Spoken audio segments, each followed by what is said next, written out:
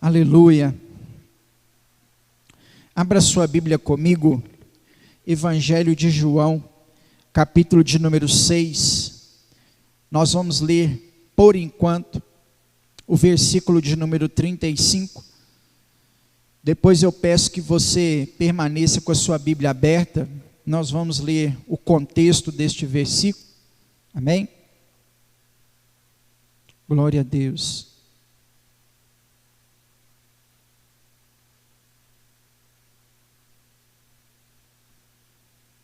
O texto diz assim: Então Jesus declarou: Eu sou o pão da vida. Aquele que vem a mim jamais terá fome. Aquele que crê em mim jamais terá sede. Então declarou-lhes Jesus: Eu sou o pão da vida. Aquele que vem a mim jamais terá fome. E aquele que crê em mim jamais terá sede. Senhor, esta é a tua palavra que foi lida, será ministrada aos nossos corações.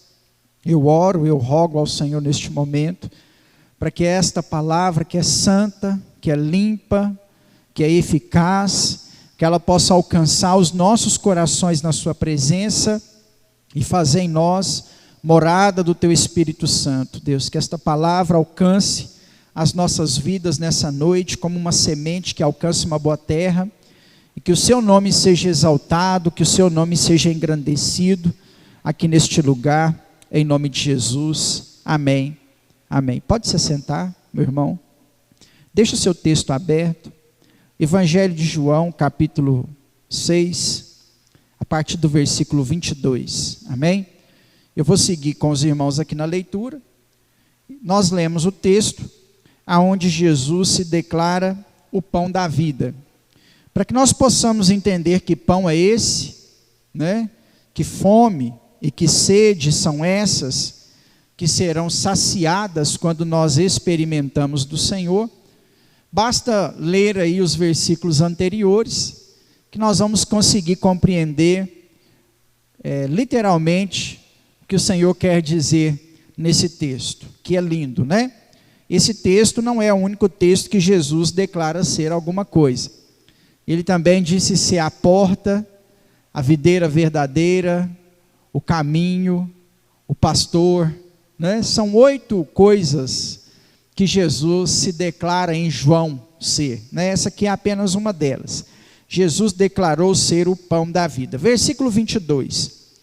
No dia seguinte, a multidão que tinha ficado do outro lado do mar percebeu que ali havia apenas um pequeno barco e que Jesus não havia embarcado nele com seus discípulos, mas que eles tinham partido sozinhos. Entretanto, outros barquinhos chegaram de Tiberíades, perto do lugar onde comeram o pão, após o Senhor ter dado graças. Quando a multidão percebeu que nem Jesus, nem os seus discípulos estavam ali, tomou os barcos e partiu para Cafarnaum à sua procura. Encontrando-o no outro lado do mar, lhe perguntaram: Mestre, como chegamos aqui? Dá uma pausa aí, daqui a pouco a gente continua, né? Paramos no versículo 25.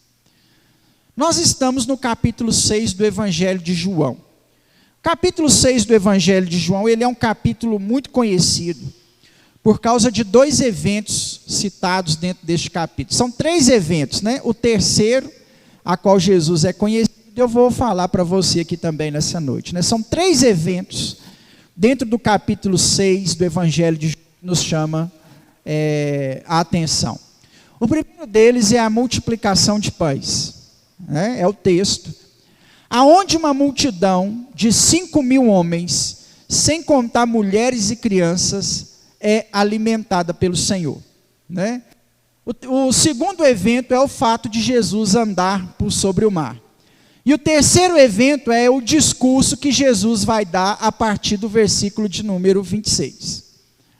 É um dos mais extensos discursos de Jesus. Nós não vamos nos ater a todo o discurso de Jesus aqui nessa noite, porque nos faltaria tempo. Então nós vamos apenas até o versículo de número 35 e vamos ler o versículo 42 para a gente poder entender a respeito do pão. Mas não vamos nos conter em todo o sermão de Jesus. É um dos mais extensos sermões do Senhor Jesus dentro dos 4 evangelhos, né? O sermão, quando Jesus é o sermão onde Jesus é o pão da vida. O que está acontecendo aqui? Jesus estava na beira da praia pregando, começou a ficar de tarde, né? E aí as multidões não precisavam ir embora, e Jesus não quis despedir a multidão, sem dar a eles alimento, eles estavam com fome. E aí a referência que nós lemos no versículo 23, diz assim, ó, entrando outros barquinhos chegaram, entretanto outros barquinhos chegaram de Tiberíades, perto do lugar aonde comeram pão, após o Senhor ter dado graças. Ou seja, chega ali uma multidão, Jesus pega o pão, parte, dá graças, distribui, alimenta uma multidão de 5.000 homens, sem contar mulheres e crianças. Após a multiplicação de pães, Jesus atravessa para o outro lado do lago e chega em Cafarnaum. Nós conhecemos a história, sabemos que os discípulos entraram num barco e foram sozinhos, e Jesus vai mais tarde e anda por sobre as águas. De manhã cedo, chega o pessoal que tinha ido embora depois da multiplicação de pães, retorna lá onde Jesus havia multiplicado o pão, e aí eles percebem que os barcos estavam ali. Então eles não sabiam que Jesus tinha atravessado o lago, né? Acho que de Genezaré, se eu não me engano, sobre as águas. E aí então eles começam a procurar Jesus, é importante essa informação, né? Eles começam a procurar Jesus ali, imaginando que ele ainda não fosse embora. Então eles resolvem passar para o outro lado do lago, e na hora que eles chegam lá, Jesus está lá com seus discípulos. E aí eles perguntam, mestre, como que o Senhor chegou até aqui? Porque eles não sabiam que Jesus havia andado por sobre as águas. A pergunta vai chamar a atenção de Jesus. Versículo 26. Jesus respondeu, em verdade vos digo, que vós me procurais, não porque vistes sinais, mas porque comestes dos pães que vos saciastes. Olha que coisa interessante, a multidão come o pão que Jesus multiplica, vai embora, a noite chega, Jesus anda por sobre o mar, atravessa para o outro lado, a multidão volta, querendo ver mais multiplicação de pães. O que a multidão quer ver? Sinal. A identificação disso é dada pelo próprio Senhor. Vocês não vieram porque viram o Filho de Deus. Vocês vieram por causa do pão que foi multiplicado. Aqui nós começamos já a nos perguntar: o que te trouxe ao culto ao Senhor nessa noite? O que fez você sair de sua casa e se assentar nessa cadeira? O que fez você abrir mão do conforto do seu lar para estar na casa do Senhor nessa noite? Será, irmãos, que nós queremos apenas ver as multiplicações de pães, as curas, os sinais, os milagres e as maravilhas? Nós vamos aprender aqui nessa noite que nós até experimentamos essas coisas de Deus. Deus tem multiplicação de pão para a nossa vida, mas este não pode ser o motivo que nos leva à sua presença. Para que nós possamos nos achegar à presença de Deus, nós precisamos de outros motivos. Versículo de número 27. Trabalhai não pelo alimento que perece, mas para o que permanece para a vida eterna, a qual o Filho do Homem vos dará, pois Deus, o Pai, colocou sobre ele o selo de aprovação. Versículo 28. Disseram-lhe, pois, o que faremos para realizar a obra de Deus? Essas pessoas chegaram até Jesus e perguntaram por Jesus como ele havia passado para o outro lado.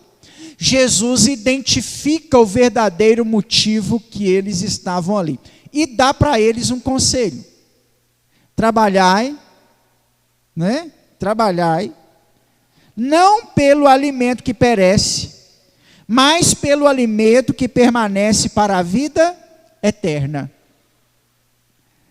Essas pessoas acordaram cedo, se dirigiram até a praia, onde o pão havia sido multiplicado.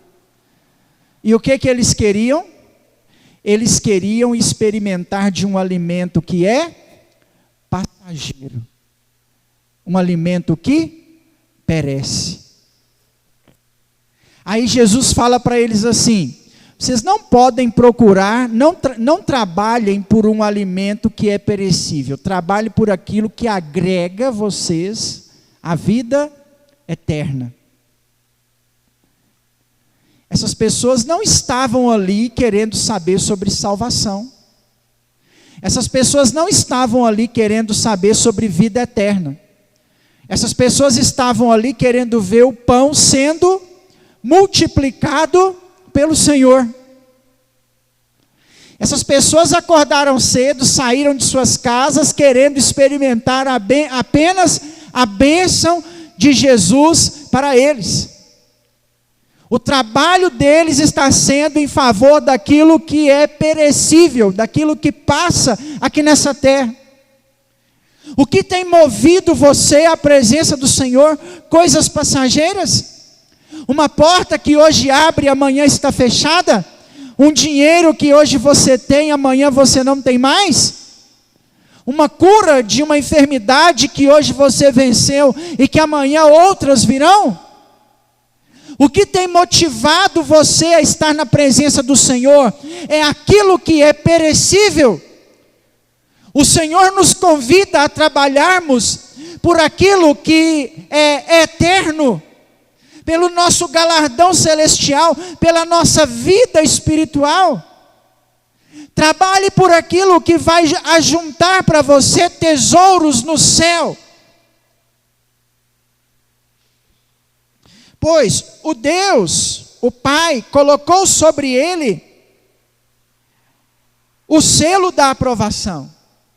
No versículo 28, os homens entenderam que eles precisavam trabalhar não pelo pão perecível, mas pelo tesouro permanente. E eles perguntam para Jesus: como que nós faremos a obra de Deus?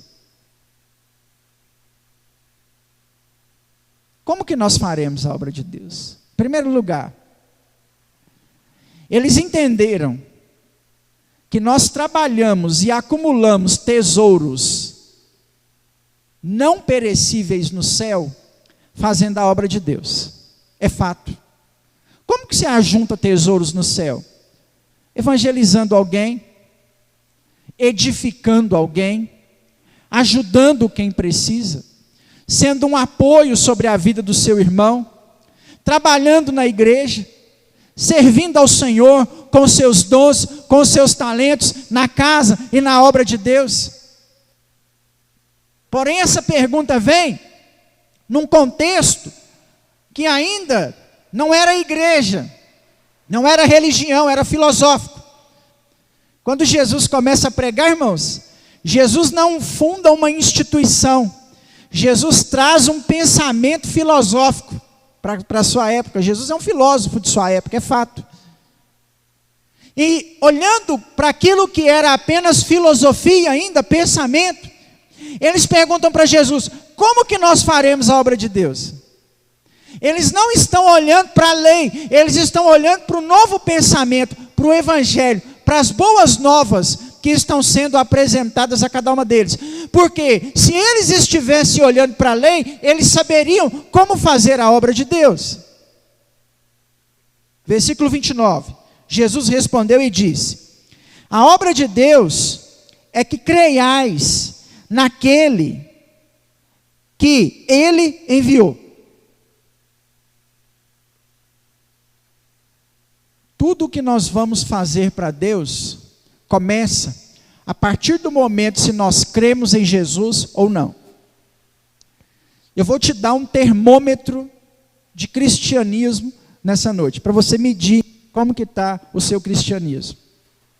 Se você trabalha para Jesus na obra que não é perecível, aonde Jesus disse em Mateus que o ladrão não rouba, a traça não come e a ferrugem não destrói. Se você trabalha para Deus, você crê em Jesus.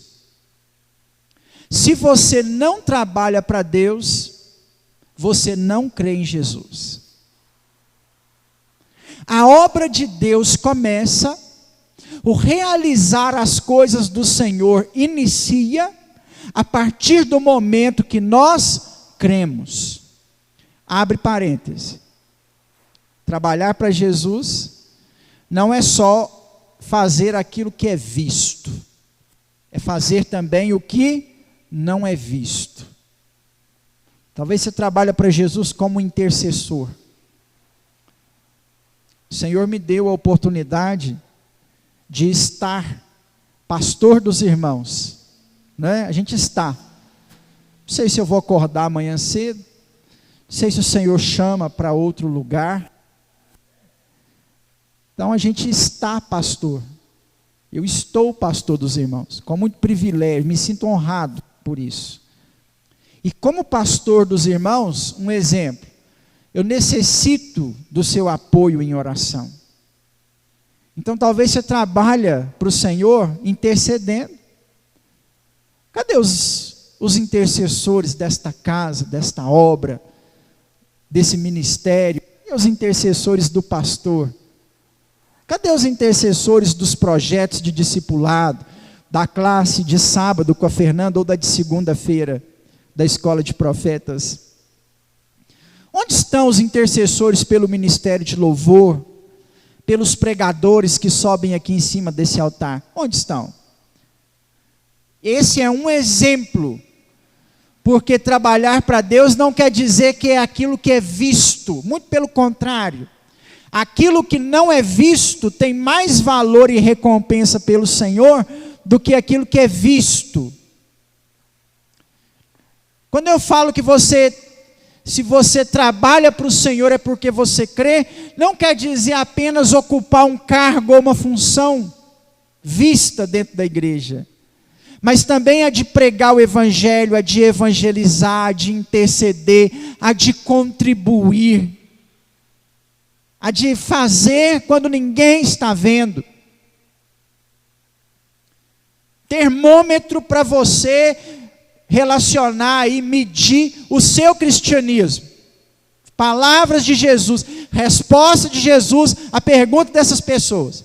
A obra do Senhor inicia à medida que nós cremos em Cristo. Você trabalha para o Senhor, sinal que você crê. Você não trabalha, você não crê.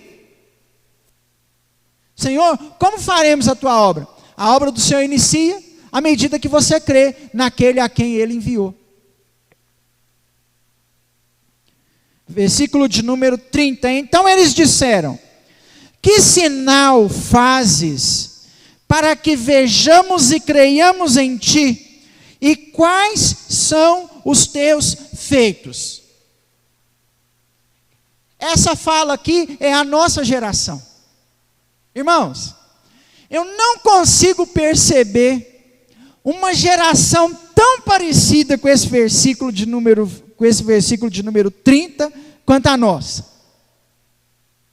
Quem eu disse para você que foi lá de manhã caçando Jesus na praia e achou que ele estava lá porque os barcos estavam lá? E eles contaram os barcos. Detalhe do texto que eu esqueci de mencionar para você. Suponhamos que tinha 10 barcos, esse foi embora. Na hora que esse chegou, esse contou, tinha 10 barcos. A Bíblia é perfeita. Um barco os discípulos dois barcos os discípulos atravessaram para o outro lado. Jesus atravessou sobre as águas, né? Mas os discípulos foram em 2 barcos. Não era para estar faltando 2 barcos, só que chegou o barco de Tiberíades. Então esse contou, tinha 10 barcos. Quem foi lá procurar Jesus e contou? Não, tem 10 barcos, ele está aqui ainda. Quem comeu o pão que Jesus multiplicou no dia anterior. Agora, olha a geração do versículo 30. Quem é o Senhor? Quais são os seus sinais? O que o Senhor tem feito para que nós venhamos crer? Eles acabaram de comer um dia antes 5 pães, 2 peixes, 5.000 pessoas, e eles ainda estão querendo sinal. 2 coisas que eu aprendo aqui, ó. A geração que está atrás de Jesus só por aquilo que Jesus faz, tem um tanto de gente seguindo Jesus só porque Jesus pode agir com milagres. Em segundo lugar, a geração que esquece rápido. Nós esquecemos rápido demais. Deus libertou a gente ontem. Deus proveu na nossa vida ontem. Nós comemos o pão multiplicado ontem. Hoje nós estamos perguntando para Deus, para Jesus assim: quem é o Senhor? Nós sofremos a mesma doença que a Dory, Procurando Nemo, sofria. Você já assistiu Procurando Nemo? A Dory sofre de perca de memória recente. Ela não lembra de nada, ela perca de memória. Nós somos a geração Dory, do Procurando Nemo. Nós esquecemos facilmente o que aconteceu na nossa vida pela manhã. Deus provê na sua vida, abre uma porta de manhã, à noite você está reclamando que Deus não fez nada para você. Ô geração igual a nós. Eu acho que era nós que estava lá falando com Jesus esse versículo 30. Olha que cara de pau. Se eu sou Jesus, eu falava com eles assim: vocês são tudo sem vergonha. Sabe qual a resposta, se eu fosse Jesus, eu dava para eles? Eu falava o sinal. Você, meu amigo, você não comeu o pão que eu multipliquei ontem, não? Você esqueceu o sabor do peixe? Que sinal que você quer? Quem na história do Antigo Testamento alimentou 5.000 pessoas com 5 pãozinhos e 2 peixes?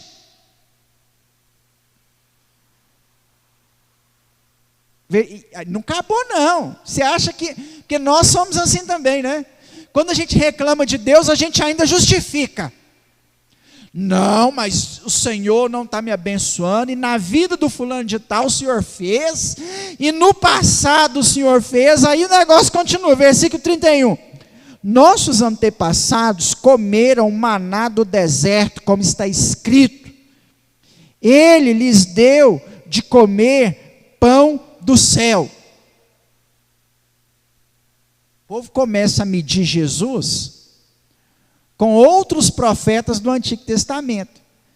O parâmetro de medida aqui é Moisés. O povo no deserto creu porque eles comeram o maná que caía do céu. E o Senhor? O que o Senhor vai fazer para que nós possamos crer em Ti? Quantos de nós somos assim? Quantas vezes nós somos assim, irmãos? Porque o Senhor fez lá na igreja tal, e na nossa o Senhor não faz. Porque na vida do fulano de tal o Senhor fez, e na nossa o Senhor não faz. Porque Moisés fez, o Senhor fez o quê? Versículo 32, Jesus diz: se fosse eu, falava assim: você esqueceu do pão ontem? Mas Jesus disse assim: em verdade vos digo, que não foi Moisés quem deu o pão do céu, mas é meu Pai que vos dá o verdadeiro pão do céu.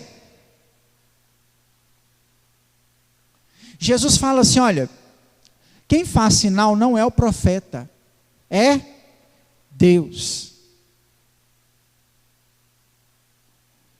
A comparação deles, e aqui Jesus vai começar a pegar aqui agora, é a do maná.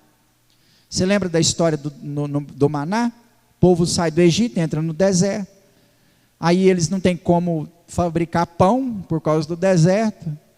E aí eles começam a reclamar, falta de pão. O Senhor manda o maná, era uma espécie de pão, um tipo de pão, né, uma qualidade de pão, que descia do céu todos os dias, com exceção do sábado, demonstrando o sustento de Deus sobre aquela nação. Quando o maná cai do céu, Deus está falando assim com o povo: sou eu que sustento vocês. Vocês se alimentam de mim. Eu sou o alimento de vocês. Eu que cuido de vocês. É isso que Deus está falando com o povo de Israel no deserto. Aí Jesus ensina para eles: não é Moisés, é Deus. Porque o sustento vinha de Deus. O alimento vinha de Deus. Quem controla é Deus. É no tempo dele, é na hora dele. É Deus. Versículo 32. Versículo 33. Porque o pão de Deus é aquele que desce do céu e dá vida ao mundo. Aqui o negócio começa a apertar um pouco na cabeça dessas pessoas que estão perguntando. Porque Jesus fala assim: quem dava o maná não era Moisés, era Deus. E o maná sou eu. É por isso que eles assustam. Jesus fala assim: eu sou o maná. É de mim. Versículo 33. Porque o pão de Deus é aquele que desce do céu e dá vida ao mundo. Quem desce do céu e dá vida ao mundo? Jesus. Jesus está falando assim, é até uma interpretação. Você deve saber já que tudo que acontece no Antigo Testamento aponta para Cristo. Toda a lei aponta para Jesus. Nós arrumamos justificativas em todas as páginas do Antigo Testamento que apontam para Jesus. Quando o maná caía do céu, Deus está falando com o povo assim: eu vou mandar um dia um pão para vocês. O pão que vai descer do céu e de fato vai trazer vida a vocês. Era para quando o povo comesse do maná, eles pensassem assim: um dia Deus vai mandar um pão que vai saciar a nossa fome, que vai matar a nossa sede. O maná caindo do deserto é Cristo, é Jesus. Ele é o pão. Por isso que na ceia tem o pão. Por isso que a comparação de Jesus é com o pão. Quando ele fala que ele é o pão, ele está falando daquele pão lá que caía do céu. Ele é o maná, o sustento de Deus. É ele que nos sustenta. Ele que é a provisão de Deus sobre as nossas vidas. Mas os camaradas continuam, eles querem pegar Jesus, versículo 34. Então disseram: Senhor, dá-nos sempre desse pão. Então nos dá desse pão. É o Senhor. Nos dá desse pão. Versículo 35. Jesus agora afirma categoricamente, direto. Agora não está fazendo volta mais não. Agora Jesus vai falar: eu sou o pão da vida. Aquele que vem a mim, jamais terá fome. Aquele que crê em mim, jamais terá sede. Mas como eu vos disse, vós que me vistes, mas não credes. Por quê? Eles viram o pão ser multiplicado, mas não creram. Todo aquele que o Pai me der virá a mim, e quem vem a mim, de modo algum lançarei fora. Jesus fala assim: eu sou o pão. Eu sou o pão da vida. Aquele que vem em mim jamais terá fome. Quando Jesus disse que ele é o pão da vida, ele está literalmente afirmando, categoricamente dizendo, que o que nos alimenta, que o que nos sustenta, o que nos faz permanecer de pé dentro do cristianismo não são os sinais, não é a multiplicação de pães, não é, irmãos, a cura de um paralítico, não é um cego voltar a enxergar, não é caminhar por sobre as águas, não é dizer ao mar, acalma-te, não é dizer ao vento, para, cala-te. O que nos faz permanecer de pé, crendo no Senhor, é a necessidade que nós temos da sua presença, é a fome que nós temos deste pão. Milagres não te sustentarão dentro do Evangelho, mas o pão que é Jesus, que você pode experimentar, este te mantém de pé. Não siga Deus por milagres. Não venha a Jesus por causa do pão que Ele multiplica.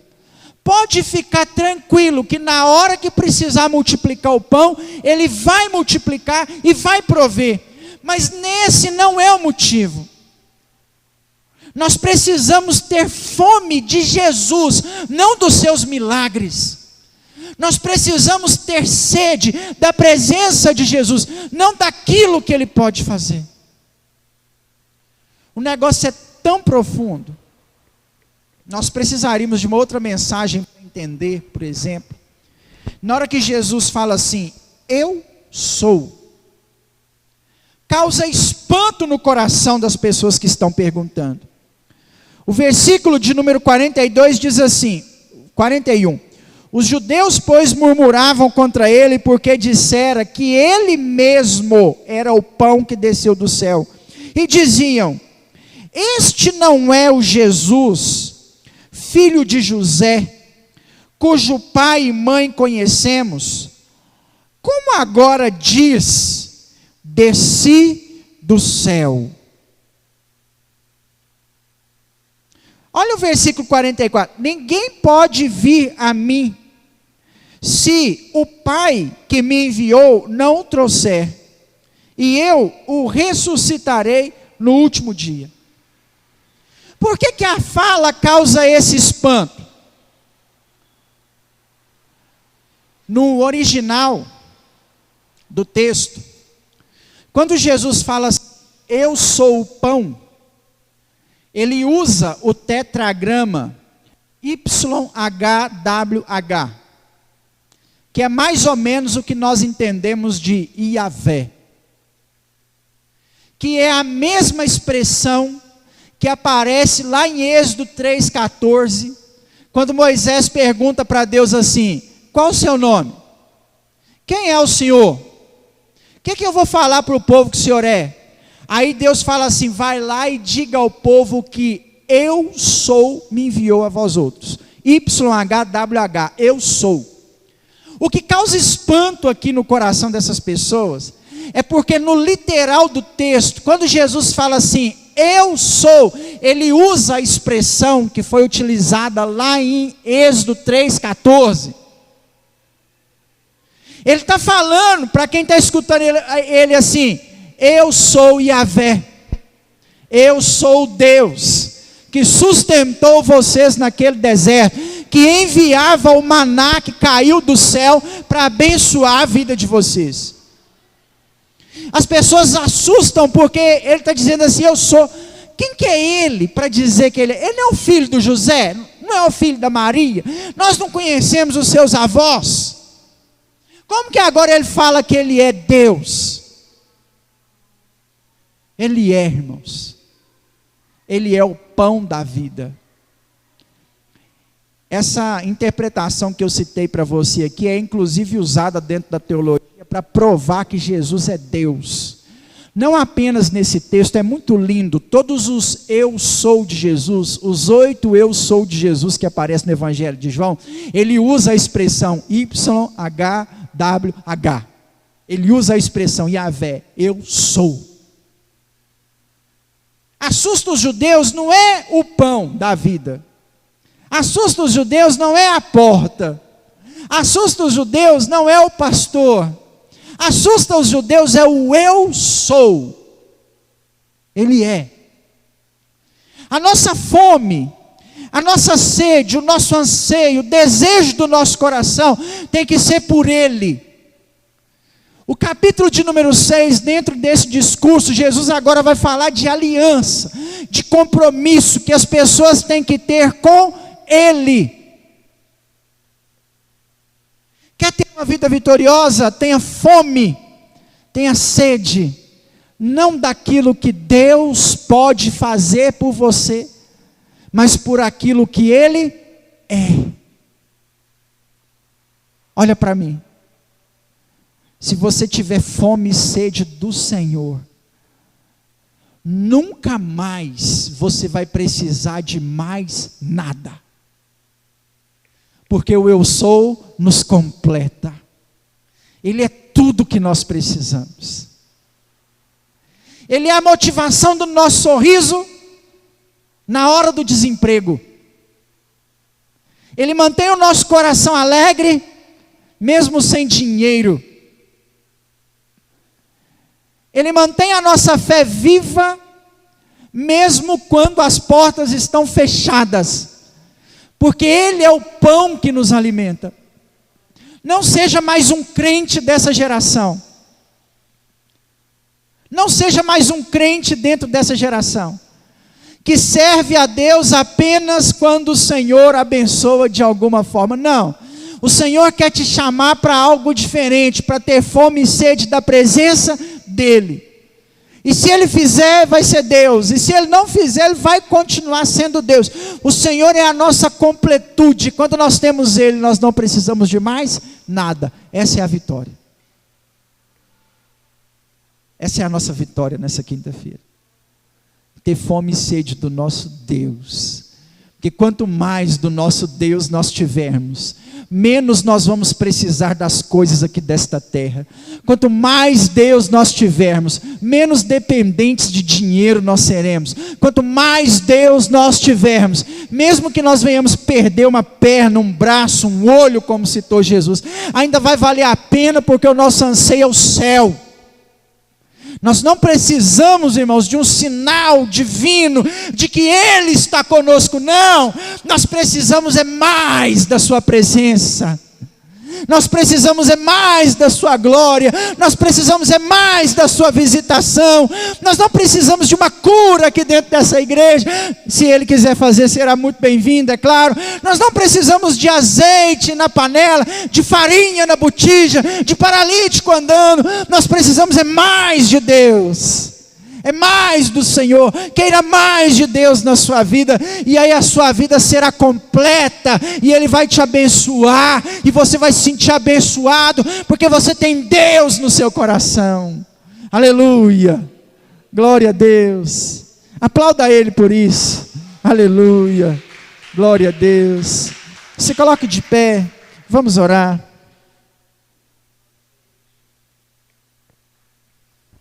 Enquanto a irmã Márcia canta um refrão para a gente aqui, vamos orar.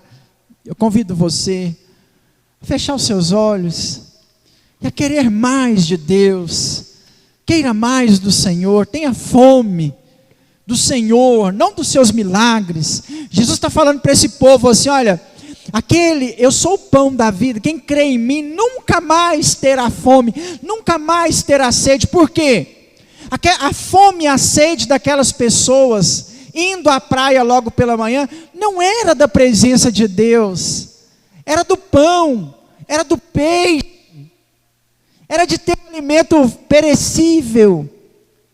Queira do Senhor nessa noite, não um alimento perecível, queira do Senhor nessa noite, a sua presença, em nome de Jesus, em nome de Jesus.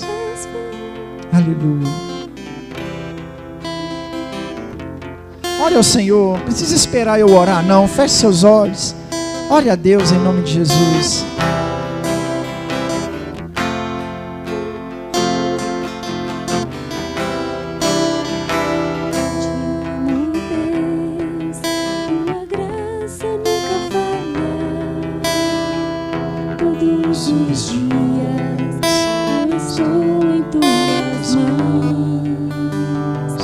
Desde quando me levanto até eu me deitar, eu cantarei da bondade de Deus. És fiel em todo tempo, em todo tempo tu és tão bom. Com todo o fôlego que tenho, eu cantarei da bondade de Deus. Nós queremos cantar da tua bondade aqui nessa noite, Senhor. Sonda, papai, o nosso coração nesta hora. Oh Deus, às vezes as nossas motivações em estar na sua presença estão erradas. Às vezes, Senhor, nós estamos correndo atrás daquilo que o Senhor pode fazer, ao invés de corrermos atrás daquilo que o Senhor é. Nós pensamos, ó Pai, que às vezes o nosso saciar está no milagre. Nós às vezes pensamos que o nosso saciar está no pão, no maná que cai do céu. Nós às vezes pensamos que o nosso saciar está em ver um sinal, um milagre, uma maravilha, uma cura. Oh Deus, o nosso saciar está em Ti. Que nós possamos encontrar o Senhor nessa noite. Que nós possamos Te achar verdadeiramente nessa noite. Que nós possamos Te ver. Que nós possamos, ó Pai, desfrutar da Tua glória, do Teu agir sobre as nossas vidas, em nome de Jesus. Aleluia. Glória a Deus.